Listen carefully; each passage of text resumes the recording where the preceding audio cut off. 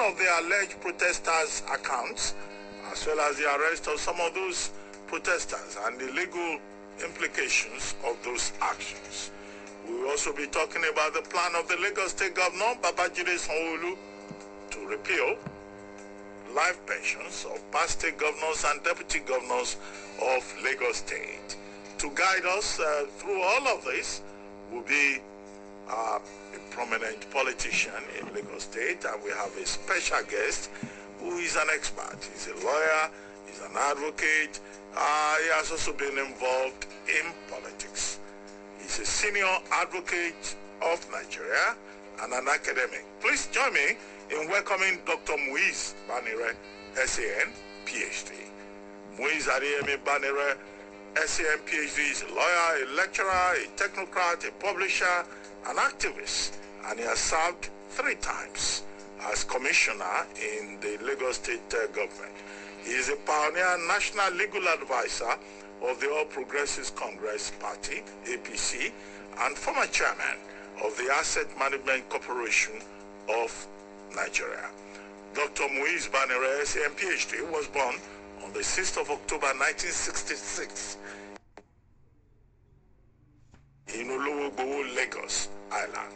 He attended primary and secondary school in Mushin, Lagos, where he is considered a political godfather, overlord, or if you like, warlord. Well, I don't know which one he will accept. He received his LLB, Masters and Doctorate of Law from the University of Lagos, focusing on the evolving alternative legal framework for land management in Nigeria. Banire served his compulsory youth service with the Legal Aid Council and was later attached to Ganifayemi Chambers before he was called to the bar in 1989. He established his firm, M.A. Banire and Associates, in 1995. Banire was appointed special advisor to Asiwaju Bola Ahmed Tinubu's administration in 1999. Subsequently, he became Commissioner of Transportation in the same year, and he served in that position till 2007. During his tenure, he created the Lagos State Traffic Management Authority, now LASMA. LASMA has become notorious now, but it was Dr. Banire that was in charge when it was created. He also initiated the bus rapid transit system to improve capacity and reliability with relation to transportation in Lagos. So if you have any issues with BRT, ask him. He's here with us today. He was a senior lecturer of law at the University of Lagos from 1991 to 2020, teaching private and property law. Well, Banire SAN has also been Commissioner of Environment under the Babajide Raji Fashola administration. He has been National Legal Advisor to the former Action Congress of Nigeria and also National Legal Advisor to the All Progressives Congress. He became Senior Advocate of Nigeria in 2015. I can go on and on, but that's enough. If you want to be part of this conversation, you can call us on 0700 1051 1051. And you can leave comments on WhatsApp 09099164403 and on our social media accounts at City1051 on Zoom, Twitter, and Facebook. Dr. Muiz Banire, thank you for joining us on City Talks with Reuben Abati. We welcome you. Hello, Dr. Banire, are you with us? Hello, Dr. Banire, can you hear me? Okay, I'm waiting for Dr. Banire to confirm that he has already joined us. I can see him on the screen on Zoom, and I see that quite a number of persons have joined us. I can see Samuel Chukwuka. Yes, I've just been unmuted now. I was muted before. Okay, thank you very much for joining us, Dr. Banire SAN. Very quickly, the issue that we've all been dealing with for some weeks now is the NSAS protests. As part of the aftermath, we've seen some of the leading protesters having their accounts suspended, having their passports seized, and some of them have even escaped. DJ Switch has escaped to Canada, we're told. And yet the federal government of Nigeria says it is sympathetic to the demands, the 5 demands of the protesters.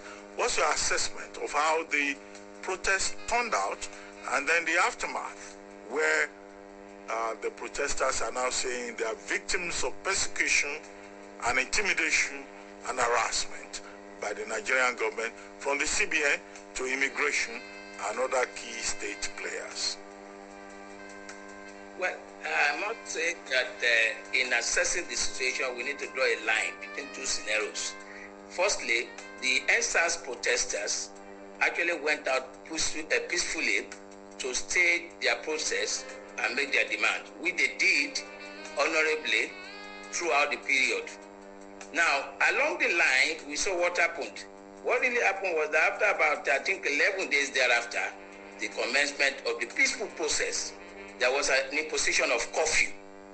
Immediately the curfew was imposed, and we all knew what happened thereafter, and there was an attack. In fact, before that, let me even say what actually led to the situation that we all condemn today. That is to say, the arson, the looting, the harassment, the attacks all over the whole place. What could have been responsible for that? My sense of it is simple. Over time, we have had a situation where both the society and the state have succeeded in breeding a lot of people I would describe as miscreants. And haven't baked them properly. These people were given opportunities for subsistence or survival, particularly in terms of tools collection.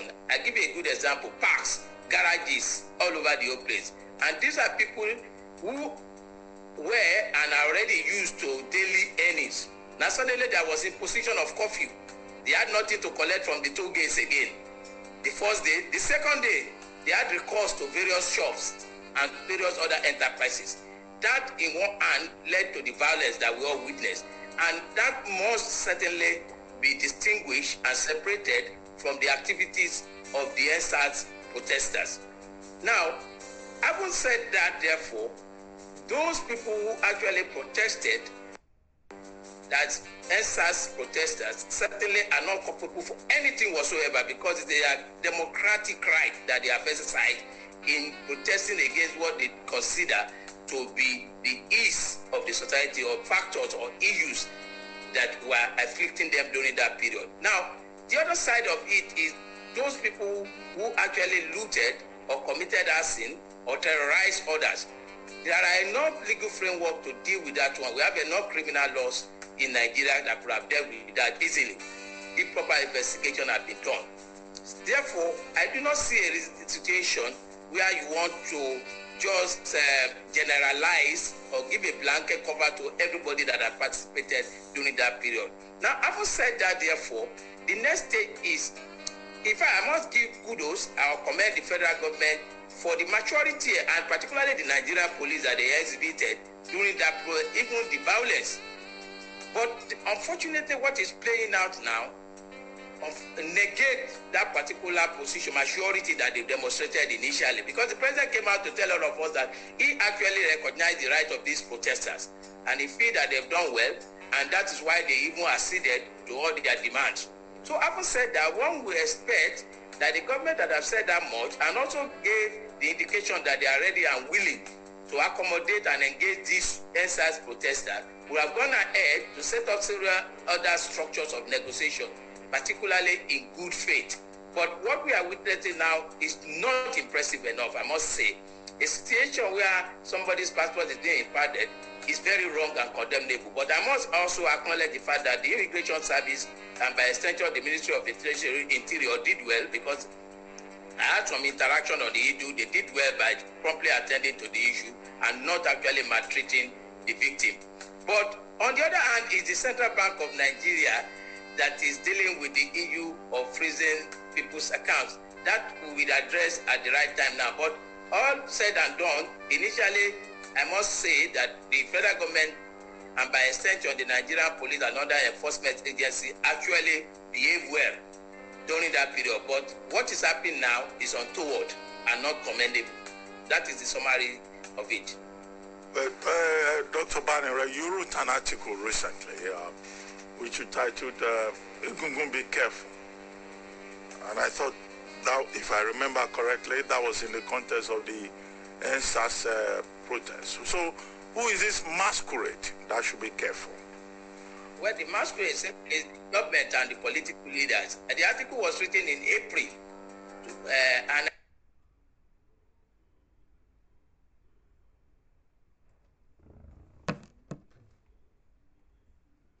I did warn them that, look, what is going on around in the country? There is so much tension. People are hungry, they are depressed, they are frustrated, and we need to be careful the way we even address them, much less the way we treat them in the society. That if we are not careful,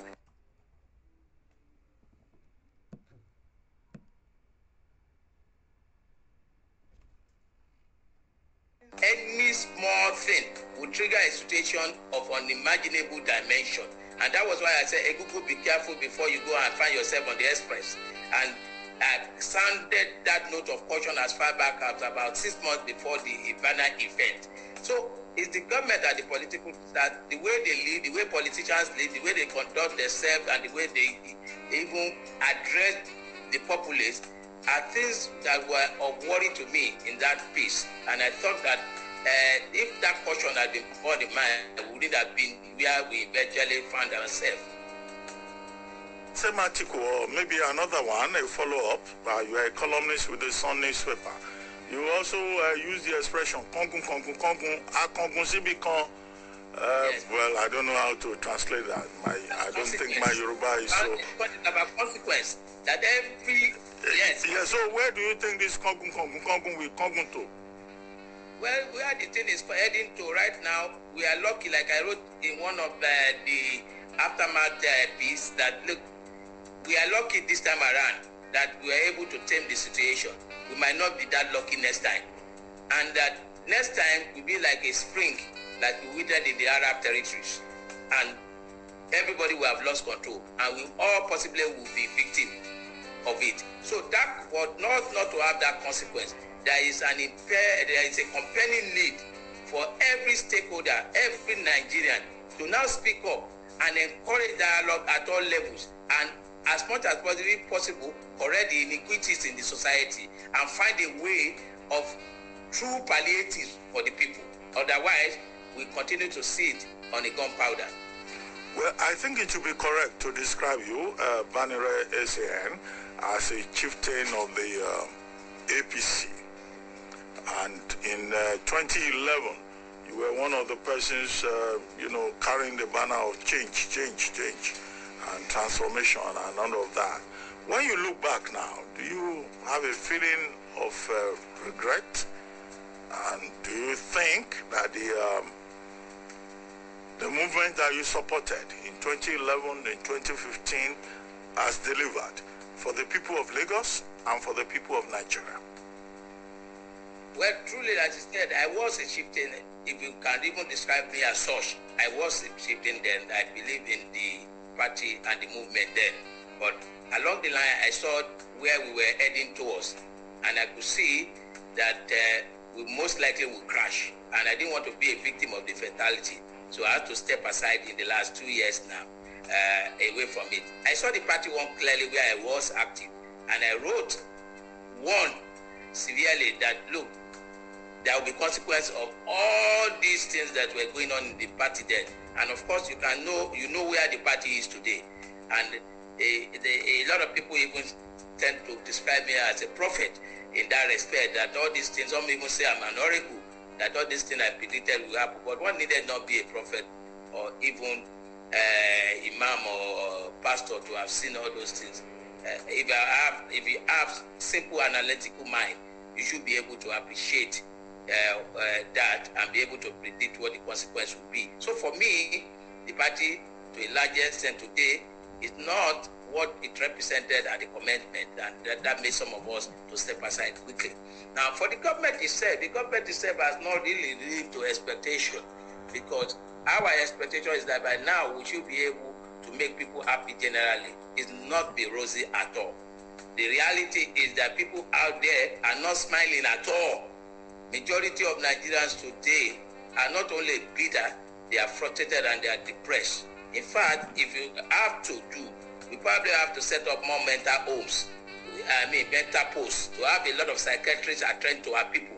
Not because of their fault, because for one reason or the other, they are having mental challenges all over the place. So at times when some misbehave, you have to go beyond criminality to explore what circumstances could have led somebody to behave in such a manner. So for me, I've not been impressed generally. Thank you. Dr. Banire, well, let me ask you, one of the issues that came out of the NSAS protest is the welfare of police. A few days ago, we had IGP retired Tafa Balogun appealing to policemen to please return to their duty posts because their morale has been, destroyed, has been attacked, and many policemen in Nigeria today, including their families, are demoralized. What do you think that the federal government of Nigeria, state governments can do to rebuild the morale of policemen in Nigeria, the confidence of policemen, their trust in the mandates that they have been given? Because let's face it, we still need policemen. They are not all evil men. Well, there's nowhere in the world, and there's nowhere in the world that society can exist without policemen. That's the reality. But unfortunately, in Nigeria, we have so much decimated our Nigerian police. Most of the things or the misbehavior that we attribute to them are not out of their own volition. You need to visit any of their quarters, and you will know that nothing better can come out of it. You put somebody in a zoo to live in a zoo, what do you expect? It's animalistic behavior. It's just a natural tendency. So for me, I believe that we have not treated them well, not only as a society, the government has not given them the right backing, the right support to make them even human in the first instance. So when they misbehave, please do not condemn them so much. Now, coming to the crux of the matter, the police, if you want the police to deliver, we have a long way to go. Well, we have not started at all. If you look at the current budget, somebody told me just yesterday that they are allocating 18 billion naira to the Nigeria police, and I just started laughing that we are just clowns, we are jesters. Let us even look at the number of police stations or police divisions we have in Nigeria today. The area command, the state command, and a portion per vehicle, how much they need, even in fueling those vehicles per day. That will give you an idea of a joke that we are already putting out there. That cannot even be able to sustain that. Now, imagine the stationaries that they will use. They say the bail is free. They need papers to fill, the bail bond and other things. They don't have paper, they have to go and buy. They have to go and print on their own. And you want it to be free. It can't be free. This is what creates enmity between the police and the people themselves. So we need to address that. Now, most police stations don't even have light. Their communication system is zero. And most of the time, they buy their own uniform. They buy their shoes. So in a situation of that nature, you don't want to breed anything better than what we have now. It's not possible. So for me, if you truly want policing, let's be serious. For now, I believe and I say without fear of contradiction that we are not serious at all. We are just jokers. We need to address their concern. They need all the necessary tools to work. If they have all the necessary tools, if there are CCTV camera all over the whole place, for example, there are other technological devices for them. They don't even need to beat anybody. They don't have to torture anybody before they are able to unravel crimes. But the situation where they lack virtually everything, right from their uniform, they lack. Pen, they lack. Much less luxury like vehicles, like other things, batting, walkie-talkie. They are not there. So for me, honestly speaking, no policeman will readily and gladly and joyfully go out there because he knows going out there is like attempting to go and commit suicide. no bulletproof. Even the ammunition, they say, how many do they have? They share. You will understand, in the whole police division, you will find maybe at time about 6, and they will be sharing it.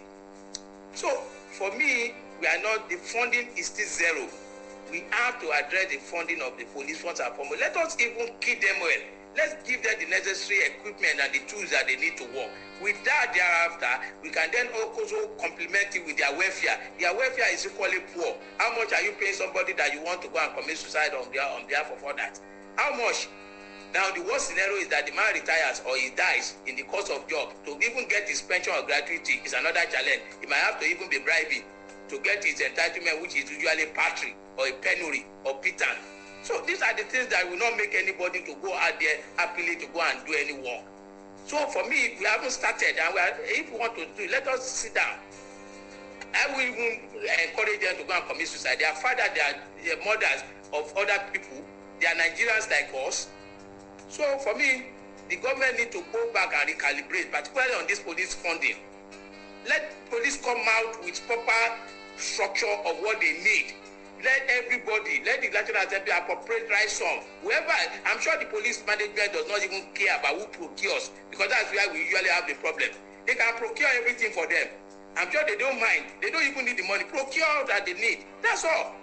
So for me to boost their morale, their condition of service, their welfare, the equipment, and other logistics must be provided. Thank you. Well, Dr. Moise Banere is our guest on City Talks with Reuben Abati here on City 105.1 FM this morning. And I can see on Zoom Professor Kemi Rutime, who is one of the leading experts on police history in Nigeria, joining us. I can see Abdurrahman on Zoom. I can see you, Mahfouz Dikwadaudu, my dear brother. Thank you for joining us. And Samuel Chukwuka, thank you also from joining us all the way from Enugu. We have many people out there on Zoom, more on Twitter, others on WhatsApp, and also on YouTube. In a short while, we'll open up the lines and you can ask questions. The line to call us on phone is 070051051101. And you can leave comments on WhatsApp 09099164403. And also on our social media accounts at City 1051 on Zoom, Twitter, and Facebook. But let me quickly, before we open up the lines, go back to Dr. Banere. There's something else I would like to ask you, and this is Lagos, which is your constituency. A few days ago, the governor of Lagos State said, well, he was putting a proposal before the House of Assembly to ensure that the pensions law of 2007 is repealed, whereby former governors, former deputy governors, former potentates in Lagos State will no longer collect pension, enjoy privileges, a house in London, a house in Abuja, a house in Lagos, medical care for their families, rent collection for life as it were. I don't know whether you are part of this rent collection cloud, but what do you think? What's your position? Have you been collecting rent too? It seems to me in the first instance that the cancellation, if I can put it that way, is even a bit belated. It's late, but thank God that it's coming ultimately. Right from day one, I've always been one of the opponents of that particular law. In fact, the danger in it is that you know that maybe you are not aware, even the speakers of House of Assembly too are already doing their own. To say they too must be entitled to the same thing. This is how we are just clowning all over the whole place. These are people who, during the electoral campaign period, will go to pay the populace, the voters, and beg, prostrate, to say, I want to serve you. Please allow me to have the opportunity to serve you. And having purportedly or allegedly serve us finish, you want to turn yourself into a burden on us. That is unfair. It's wicked as far as I'm concerned, and it's reckless. In fact, I used to tell a lot of people that by the time we have 10 administration in Lagos, more than half of the state revenue will have to be used to service them alone. Then where are we heading to? So it is totally condemnable. It is good that now the thing is being set aside, and I hope that, I think it started with Samfara. Zamfara governor was the first to kick against it, to say he will not pay anybody that kind of a money. And I do agree. Now imagine somebody who had worked for 35 years or up to 60 years in the civil service, still struggling to get his own gratuity or pension, crying all over the whole place, queuing endlessly out of one bureaucracy or the other. People dying on queue for their own pension. You went there for 8 years and you want to cut away the entire pot. So I think it's unfair, and it's something that must be deleted all over the whole place. It's a law that must be repealed as a matter of urgency all over the country, and that is my very strong position. Dr. Banere, the French will say entre nous. That means between us. You two, yes. Have you been collecting some rent? Because I've not been lucky. No, just wait now. All of us, we know that you were commissioner 3 times. You have been chairman AMCON. What are you yourself collecting? And is there any guarantee that Asiwaju Tinubu coming out and say, oh, this is a good move, will guarantee that that law will be repealed? Well, I don't think they have a choice again at this stage. I haven't made that pronouncement. They can't reverse themselves again, except the House of Assembly member wants themselves lynched by the people now. You know, the tempo in this town now is not that one that anybody will toy with again. In fact, an average politician hardly sleeps in his house again. I'm going to tell you the truth. So I don't see a situation where anybody will reverse that position. In fact, it's something that they must quickly do to actualize the governor's proposal. And for me, I've not been privileged to be in that position. And if I had been, I would have been in a position like Fashola. Because there's something that morally is condemnable. Your conscience must worry you about it. That, no, this one does not belong to me. And that is my view on it. Very much, Dr. Moise Banere. Just stay on. We want to open up the conversation now because that's our tradition on this program. We allow our listeners to engage our guests. If you are out there, the number to call is 0700151051 1051. On WhatsApp is 09099164403. And our social media accounts at City1051 on Zoom, Twitter, and Facebook. And our guest is Moise Banere, PhD, SAN. Hello. Good afternoon, Doctor. Good afternoon. You have Dr. here calling from Maui, Ogun State. And Dr. Banere, good morning. Good afternoon, sir. Thank you. I want to agree, first of all, with the position of Dr. Banere that the president responded very well. That is not the truth. 2017, this problem has been on. However, democratically elected leader to serve the purpose of the people. If this problem had been resolved in 2017 or given priority attention then, at least we will not be here. But for only God knows whatever reason, it was delayed and dragged to the point that more people were even killed by the SARS unit, and the degradation came to a point where peaceful people will have to rally. And not to a point we have seen how the government has needed to paint these people black and cause something that nobody could have even anticipate.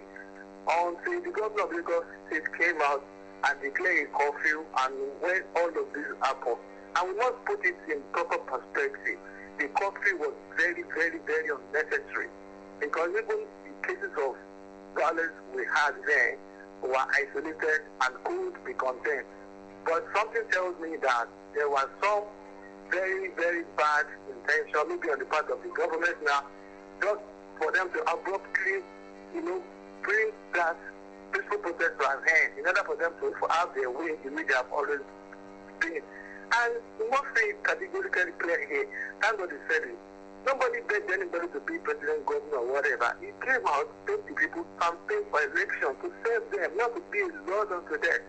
And if you love authority, you must equally like responsibility and be held accountable. So that is for that. Then for the pension he's talking about. That pension, I remember very well, when Sarah brought up the matter, the late spokesperson of the Lagos House of Assembly, I think Honorable Tunde Ibrahim, said he spoke on behalf of the house then that never will they defend that decision. That God is coming up now, but I hope they don't provide other alternative for that kind of money to go out. But maybe because of Dr. means that I read your article and I want you to write another article now. I want to give you a title. Because you are in this country when again they have increased the poverty again. We are only manufacturing poverty and the poverty is getting high and every day people are not happy. Well, Dr. Banere, do you want to respond to that very quickly? Hello? I'm not hearing him. Hello, Dr. Banere? I'm not hearing him. Hello? Yeah, I can see you talking on Zoom, but Director, what's happening? We can't hear Dr. Banere here. Hello? Okay, we'll take another caller while we're waiting for Dr. Banere's response. Hello? Please, your name, your location. Good afternoon, Dr. Abati. This is Tayo calling from Ogba Ikeja. Okay, Tayo calling from Ogba Ikeja. I hope Dr. Banere is hearing you. We lost audio connection with him there. Okay. Damola, please, quick. We need to be in touch with Dr. Banere. Yes, please go ahead. Okay. Let's start with the answer. I've just been unmuted. I've been muted since. Okay, Dr. Banere was unmuted. Yes. Well, let me start from the rear of the last comment. Okay, please hold on. Let's hear from Dr. Banere and then we'll come back to you, Tayo. I think I agree with him, and I did say it that Igoro Reni is what I also made mention of this reality that there's so much tension all over the place and nobody is smiling around. So I believe that we must interrogate for that really. Secondly, on the issue of the president, before I always said that the federal government and by extension the president did well during this protest, not the 2000, that they haven't reacted since 2017. Of course, that may not be pardonable. I agree with you entirely on that. And the other question you alluded to, if I remember, is something to do with, can you remind me, Dr. Abati? No, I mean, he also talked about transportation environment in Lagos, yes.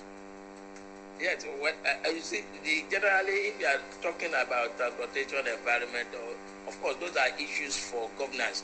And I believe that there are a lot of things. One thing I want to say is that our governor needs to be more decisive and firm on a lot of issues. And there must be sanity in the system. Governance is not about popularity contests, particularly in Lagos. I believe it needs to be firmer on a lot of issues. And I think that's the only way to sanitize both the environment and the transportation sector. That is very, very important that we address that. So that is my stake on that. Okay, thank you, Father George Usani, for joining us from Abuja on this conversation. I can see Father George Usani on Zoom. But we are Tayo from Ogba. Is this still the person on the line or someone else? Yes, Dr. Reuben, I'm the one. Okay, thank you for joining us. Yeah, this is Mr. Darlington. Now, I want to ask a question. Dr. Bani, good afternoon. You, yes. Okay. I'm not hearing at all. Oh, he says he's not hearing at all. What's going on here? I'm hearing him. Okay. Dr. Banere, he says he can't hear you. Yeah, but I'm not hearing you. So you'll be able to help me escalate later what you have said. Okay, I am hearing him. The question I want to ask. Okay, fine. As a founding member of APC, and you now discover that the dream and the manifesto of APC is no longer what you are seeing, and some of you have gone back, but you are in the minority. What are you doing to make sure that the majority buy into what you are doing? There will be total sanitization of Lagos out of Lagos. Because the issue of Godfather is still there. That pension you are talking about the only person who can benefit or who has benefited from it is Tinubu. Fashola didn't collect and they have not given them for this. So the only person who has benefited from that thing is Tinubu. Is he willing to let go with other things that are happening, including Alpha Beta? If you say you don't want to pay attention and you're collecting money from other sources, have you done justice? That's what I want to find out from Showolu. There is a lot of godfatherism in Lagos and is making development to be stifled. The last time I checked, the IGR of Lagos is 1 to 26 states. Lagos IGR is equal to 26 states in Nigeria. And the landmass, Lagos is the smallest. So where is the money going to that they cannot develop Lagos more than where we are now? Where is the money going to? Good afternoon. Dr. Banere, I see you scratching your head on screen. Yes, thank you very much. I think that you made very good points. I think that the journey should start from all of us. We are too passive. We are very docile people. That is where our challenge is. There is something called accountability. There is something called probity. How many of us have we decided to participate in that process? There is Freedom of Information Act available to us. There are other issues that we can interrogate. Now, what have we done? Most times that I go out to deliver lecture to people, I ask them how many of them know even ordinarily their councillor, much less the honorable member represented at the state assembly or the senator. They don't know. But the reality is that we need to ask these people, what are you doing with our money? We must persistently ask. You must give us account every month. Look at government chairman. How much was the idea? How much was the allocation to our local government? How much was the IGR made during the last month? Let's sum it up. What have you done with it? Look, we don't care. And that is the beginning of the problem we all have. Now that we are all beginning to wake up from our slumber now, I think that is where to start interrogating this question. Everything you have said revolves around that question. And secondly, our passive nature also extends to the exercise of our our franchise. How many of us participate in the process? We allow charlatans to take over the process from us. How many of us vote? Now is the time for all of us to come out. Vote do count when people come out. It's when we don't come out that they vote on your behalf. Yeah, you have a lot of proxy votes. But if you come out at the end of the day, government changes from one to the other, from one political party to the other, all this impunity certainly will stop.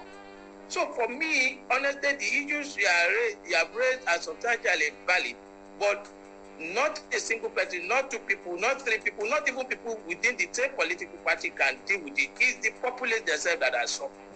And the populace themselves need to wake up and start asking questions about everything. Somebody that should, I give you a good example, maybe because of the bastardization of our psyche by the military. Somebody somewhere ties your road one day. What do you find out? Somebody who used your money to tie a road. You will never ask, how much did you tie that road? The amount the man who have succeeded used or claimed to have used in tying that road, we have been able to deliver 10 other roads. But we don't. What do? We start dancing and praising him for turning the one road. These are the things that we encourage this impunity ourselves, our acts and our omissions. We must wake up and say, yes, good, you have delivered on part of your promises. How much did you deliver it? What amounted to it? We need to ask all these questions consistently. We must go out to ask them. Fortunately, there are enough media opportunities for us to explore now. We need to demand accountability. When we all start demanding accountability, the impunity will stop. And I think that is the only potent and viable solution to it. Challenge. Thank you. Well, Dr. Banere, I think you've given a very diplomatic answer, but I'll come back to that. Very quickly, on Twitter, we have Amos 3.3, right, from Ijayi Ojokoro. And he's asking a number of questions. He says, good sir, and good job. Please, my questions. Is the president exonerated from shootings at Lekki Tollgate, being the commander-in-chief of the armed forces? How and when will this wicked act be acknowledged and handled by the ICC? Thanks. And then he goes further. He says, is Dr. Muiz Banire still a card-carrying member of the ruling party? Because we seldom hear or see him coming out this bluntly within the Nigerian polity. Then he says, please, this program needs elongation of time, at least 2 hours, thanks. Well, that does not concern you, Dr. Banire. But, I mean, why I said you were being diplomatic was the fact that you talked about all the issues that the last caller raised, but you didn't want to comment on Asiwaju Bola Ahmed Tinubu. Well, was that deliberate? No, there's nothing deliberate about that. I've said that right from the beginning, I told you clearly that I'm not in support of that law. So if, for example, he has benefited from it, and what the man said is that he said, is he willing now to support the abrogation? And from what all of us have read, he said he's ready to, is in support fully. So the abrogation too, so if, for example, factors that have made him to enact it that time are no more available, or he himself sees the reality today and he said, I'm in support, I don't think that I will go further to persecute him. The reality is that thing must go, and we all have agreed that it must go. It's now left for the House of Assembly to quickly put the process in place towards the application of that particular law. Finish. Now, for the other one, I'm not a card-carrying member.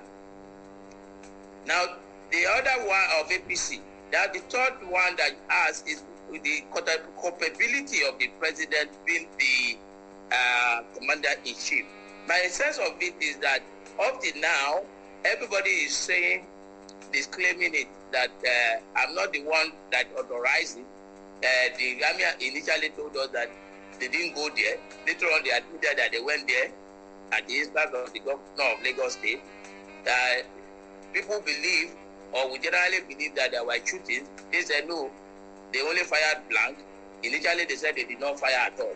So there are so many questions still unanswered. But the truth of the matter is that let me rest that and believe that the panel will unravel all this controversy surrounding that. But for the other leg of the question on ICC, I'm sure ICC too is doing its own investigation already. And I'm aware that even a lot of international entities are already doing their own investigation. So certainly, it cannot be the end. It cannot be the end. Thank you. And I see some of our listeners on Zoom, viewers on Zoom, they are raising questions.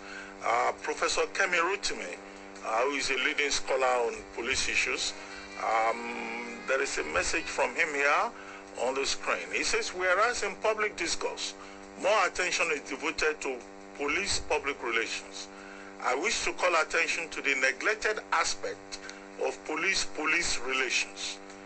And I will summarize by declaring that unless the welfare gap between the officer class of the police force, ASP and above, and the NCOs, that's recruit constable to inspector, is significantly breached, we will never have the quality service that we desire from the police. The policing that touches lives is done more by the NCOs than the SPOs. That's from Professor Kemi Rutimi of Obafemi Awolowo University. What do you think? I agree with him entirely. I can't fault that proposition. There's also a comment out there by Father George Eusani, who is a Catholic priest, and I can see that very clearly, Director, but there's a comment from him on the screen, Father George Eusani. But while the Director is dealing with that, can we take another call? Hello? Hello? Hello. Yeah, good morning. Please, your comment, your question, your observation. Our guest is Muiz Banire, PhD, SAM. Okay, I'm back. I'm Pyro from Oba. I'm back now. Hello. Hello, I can hear you. Please go ahead. Yeah. Can you hear me now? Yes. Pyro from Oba, Nikeja. So let's talk about the answers. Well, the Gestapo situation we're having in the country right now is because Nigerians did not select who is going to be their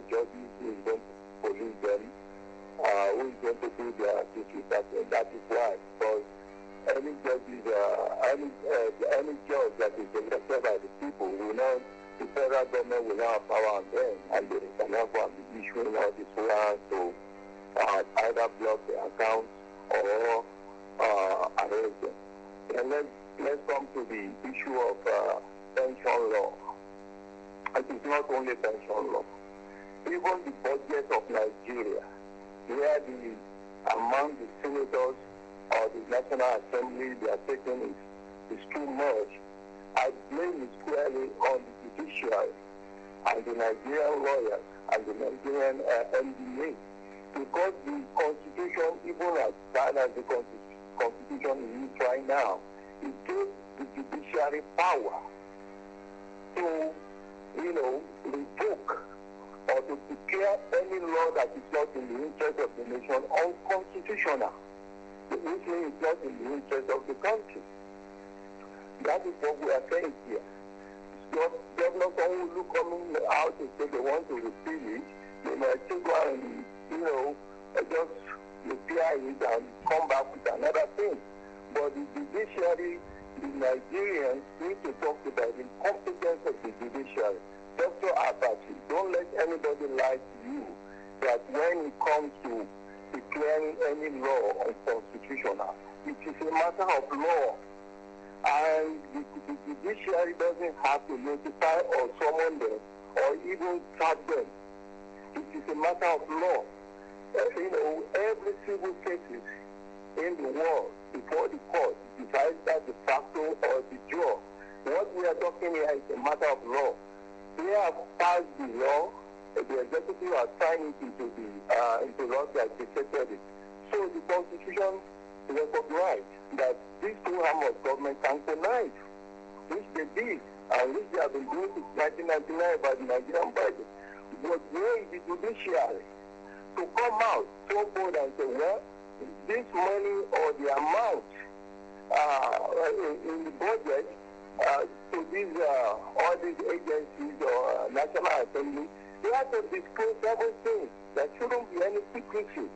So all they need to do is just declare it unconstitutional.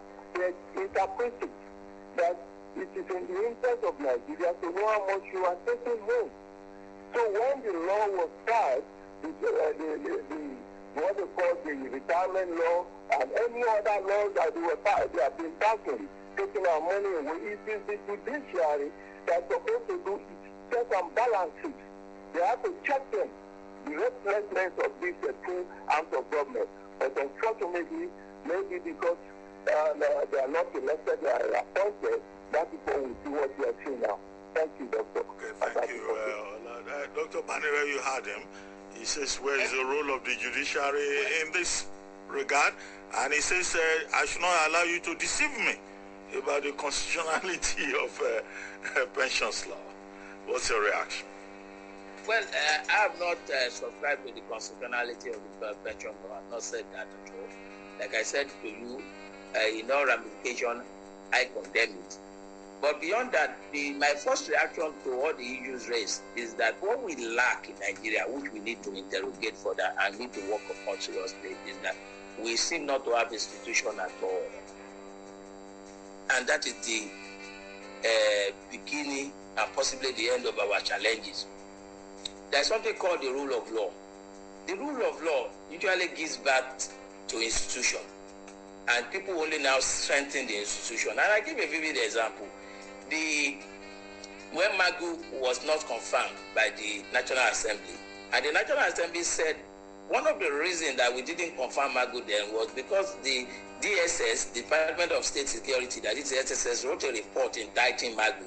That was why we did. A lot of Nigerians came out to say, no, they are stupid. The same government. Is it not the same government? Why would the executive president nominate somebody and the DSS that is responsible to the president is writing an indicting report against another nominee of the same government and so on and so forth? And I saw ignorance at its peak during that period. And I wept for the nation.